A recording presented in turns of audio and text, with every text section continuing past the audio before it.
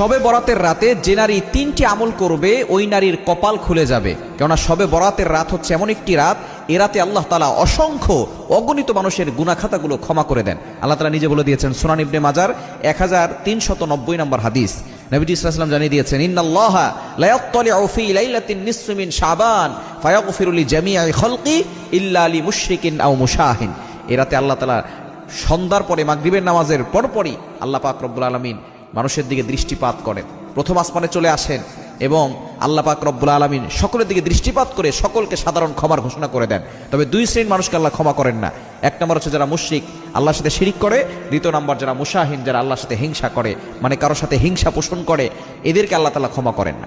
এজন্য এই দুইটি কোয়ালিটি থেকে আমাদেরকে দূরে সরে আসতে হবে এবং নারীরা, মা বোনরা 3টা কাজ করবে।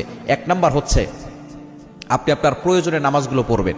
প্রয়োজনীয় যে জিনিসগুলো আছে, সলাতুল হাজত, আপনি 2 রাকাত নামাজ পড়বেন।